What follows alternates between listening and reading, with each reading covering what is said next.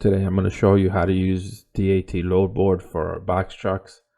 This is a question that gets asked a lot, so I'm going to go ahead and knock it out in this video, so that way if somebody asks me again, I'll just refer them to this video. As you can see, I'm logged into the DAT load board. This is the dashboard. This is the trucker's edge. They have the DAT power that with different options, so but the loads are the same. So I'm going to show you with this one. This is like the most common one that people use. If you look in on the dashboard, there you'll see like blog posts here. You can read these if you want. I mean, it's not really anything has to do with finding box loads. It's usually market rates, not market rates, but news on what's going on with different commodities. What we want to look here is on the right. Here it tells you the loads coming into a state and loads going out. Now, this is a little bit deceiving because these are mostly all semi loads. So if there's 1,000 loads coming into California and 800 coming out, most of those are going to be semi loads. Okay, so there's no way to set up box trucks here, so you have to set it up as a van because there's no option for the box trucks. So these are van loads. Semi loads can be put in a box truck load if the weight is right and the dimensions are right. So we're going to click on some of these. As you can see, let's go to a busy state, California. There's like I said, there's 1,100 coming in, 800 coming out. So we're going to click the 800 that's coming out of there. This is the afternoon. It's about 5 p.m. here. So a lot of these loads already left for the day, but this is what's left over there right now. And it's 2 p.m. in California.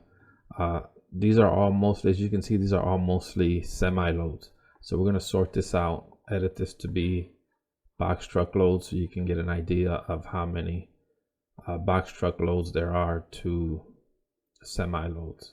So I'm going to go to specific here and go to straight box truck. Okay, we're going to hit search, and as you can see, from 815 this is going to go down to about 67 exactly, for box trucks. So like I said, this is top heavy for semi loads, but at least there's still 67. We're going to go back to the main page. So this is a good thing to use for a reference. Going into a bad state, it'll tell you how many loads are coming in, your chances of getting a load. Let's go to a bad state like Wyoming. There's 51 loads coming to Wyoming. They'll pay you to get in there, but you're not going to be able to find anything getting out of there. As you can see, there's 7 here, and these are probably all semi loads. So we're going to put this on we're going to put this for a box truck. So out of those 7 loads, I want to give you an example here too, because people get stuck in these in the Pacific Southwest or Northwest, and they have no way to get out of there, man, and it's bad to watch. So there's 0 box truck loads in Wyoming. This is a good thing to look at. When you log in, it's a dashboard. It gives you an idea of what's coming in and what's coming out. Here's a different one. DC, 3 loads coming in, 2 loads coming out. Can you guess how many box truck loads those are going to be? Probably 0. So take a look at this before you go into another state or end up in a dead state where you can't get any loads out of. So now we're going to go to the poster truck on the left. This is another option.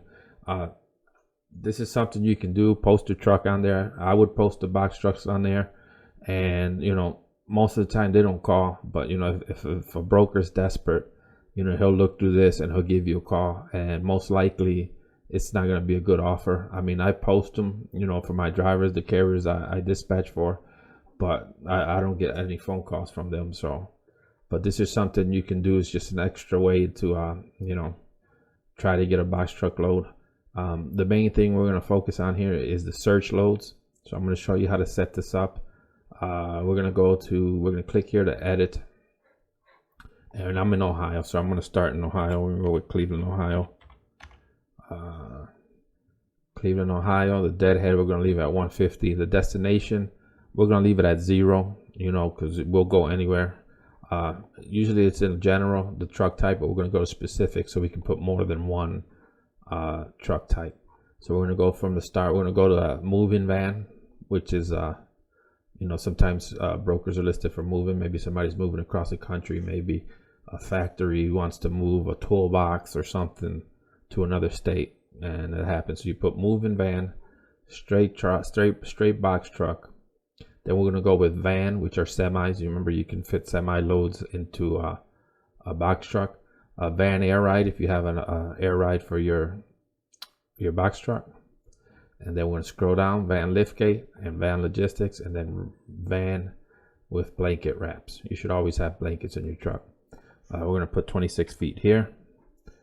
Pounds, we'll put 9,000. You put whatever you can haul. It can be anywhere from 8,000 to about 10,000, depending on the truck you have. Here we're gonna put partial and full, so we're gonna leave it on both. Look 24 hours back. Today's the 11th. Like I said, it's the 15th. It's 5:15 now p.m. so there's probably not going to be much left over for today, but you know, we'll leave it for this day, and then we're going to hit search. As you can see, there's not a lot going on here.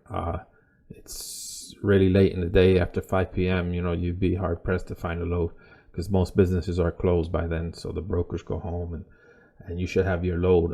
The best time to look for loads is about 6 a.m. to about, I'd say, 9 a.m. You know, after 12 p.m. the loads just start getting scarce and getting worse. So, you know, they always say the early bird gets the worm, and they really do. So we're going to look at a couple of these just for the sake of this. This is picking up in PA. Well, let me explain what this is. All this is. You can sort this by age, when it was posted, the pickup, here's the date, and the origin where the load is being picked up at.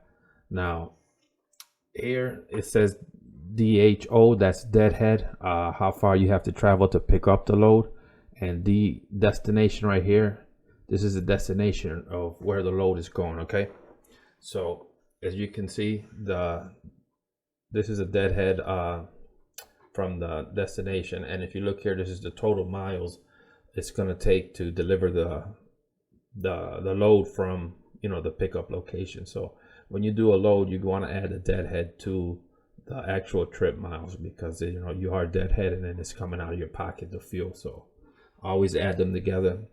As you can see, this is SB for a straight box truck. The length right here, LEN, tells you the length, which is 16 feet. The weight is 8,000 pounds. So we can definitely put this in a box truck. Now here, FP, if it says full, you know, you're not going to be able to add anything to this. And at 8,000 pounds, that's a lot of, you know, you probably don't have much weight left over. But, you know, you can get partials. Partials are great. I love partials. But as long as it, you know, it doesn't, remember you have to account for, you have 26 feet. So make sure you have the right dimensions. Always ask for the dimensions when you call the brokers, and make sure the weight fits under the thing. So this is a full, so you're going to have to ask for full money. This is factorable. This is the factorable with OTR. This is what DAT uses. I mean, everybody has different ones. I don't use it, but that's what that check is for. So let me see. Let me click on this real quick. If you look here onto the right side, you're going to see this is Landstar. Landstar is a big, one of the biggest brokers out there. They don't always pay the best, but you know. So when you look over here, you're going to see the reviews. It says 69 reviews, and a lot of them are 1 star. Landstar is factorable. You know, most factoring companies work with them, and they have low reviews because, you know, there's the worst people, the people that leave the most bad reviews or reviews period are people that are always upset. So, you know, they do probably thousands of loads every day or every week. You know, they're a $1 billion company probably, and they move a ton of freight. And if you see 69%, you say, well, why is it, you know, it's 1%? Because like I said, the people that complain the most are the ones most likely to leave a review. But Landstar does pay. They don't pay the best, but you know, that's up to you to negotiate with them. You click here. This is going to be the phone number you call. This is the MC number. You look this up. You know, when you do your factoring, this is a credit score with the DAT, but your factor might have a different one. And like I said, almost everybody that I know of factors with Landstar. And if you scroll down, you're going to get more information. Okay, this is good to read because there's going to be a lot of stuff. Sometimes you see this one says hazmat here. you don't want to waste your time calling and looking up if you can't do it. I always tell people, get a hazmat. If you can get a CDL, even for a box truck, non-CDL, get a CDL and use it until you can, buy yourself a semi. And it's always good if you have a CDL, get that hazmat endorsement. This one is paying $3,000. It's going to Florida. Florida is a bad state to get out of. I would never recommend anybody going there without asking for at least another $1,000, because you're probably going to have to deadhead out of there. And if you have a hazmat, you have more doors open for you. You know what I'm saying? If you have a TWIC card, more doors are open for you, because most of the box truck drivers don't even have a hazmat. They don't even have a CDL. But if you have that or a reefer, it might open more doors. But if you just have a regular box truck, I wouldn't recommend going into Florida. And it's paying $3,000 just because it's a hazmat. So make sure you always read here. Sometimes they'll put the dimensions here, and if they don't have the dimensions here, make sure you ask for it. This is for a box truck, 16 feet. It's doable, but as you can see, it says hazmat. So always look on the right side for these notes. The offer is here. You can sort this by offer just by clicking it, or any of these categories. You just click it and it'll sort it by then. What I like to do when I first get on here, I sort it by offers and go with the first, the most, the ones that pay the most.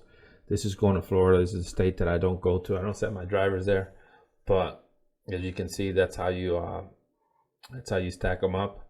And if there's nothing here that I like, I'll go ahead and I'll sort them by age, or as a matter of fact, I'll sort them by deadhead miles. So I want to get the closest thing in here to wherever my truck is at. So if I'm in Cleveland, 21 miles is the closest to Cleveland. That's less deadhead. It's a 751 trip. It's in Eagan, Minnesota. When I get a chance, I'm going to make a video of states that you really should avoid. But this is somewhere I wouldn't go. But let's say this was going somewhere where I wanted to go. There's no offer here. Just because there's no offer here doesn't mean you shouldn't call, because you can always negotiate. Most people that that pay a fair price, they'll post it real quick, but some people don't do it. Usually that's because it's probably a terrible rate, but that doesn't mean you can't call. Most of the people I call, or at least half of them, don't have a rate, and then I negotiate a rate from there. So sort it by offer, and if you don't find something that's good, sort it by deadhead. That's what I do. And when it gets late in the day, let's say it gets late in the day, like 12 noon or whatever, in the afternoon, I'll sort it by age. After I look through all the boards, it's getting late, and I've already, all of these are already checked, because I checked them all and called them all. Then I'll start sorting them by age, and you have to refresh it for new ones that come in. If you have that power, it automatically does it. But if it's getting late and you already looked through all the loads that were available, if you scroll down here, these are further loads. These are in Ohio or close, but as you can see, the deadhead is more. So these are good to look at. I found loads here sometimes. You can find a load here which is good. This one, as you can see, is only 21 miles, but the date is for tomorrow.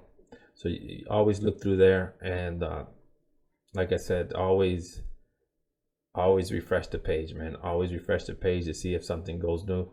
And you have to be aware of this, because let's say you're in a bad place and you're like competing with other box trucks that are looking at the same thing, and you have to be the first one to get on the person on the line. If you can get the broker on the line first and everything checks out, as far as your authority and the age, they'll give you the load. But the numbers are right. If you ask for a big amount, they probably tell you no. But this is pretty much how it works. I mean, it's not hard.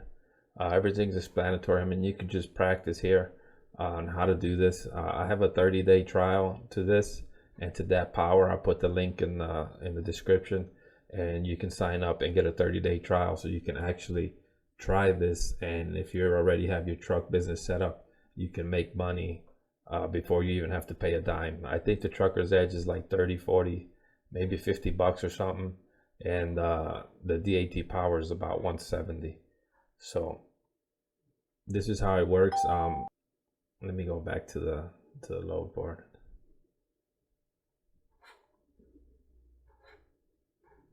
Yeah, there's just one more thing I wanted to show you. if you click this here, let's say you get a load like that hazmat load. You know you don't have a hazmat, so you can't transport it. So what you do is you click over here and you hide them, so that way they're not cluttered as you're looking for loads. You know, if this one, let's say let's grab this one here and see what it is. This one, this is a hazmat, so we can't do it. We'll click it and we'll hide that offer. So as you go through all these things, make sure you hide them. That way you don't keep clicking on the same one.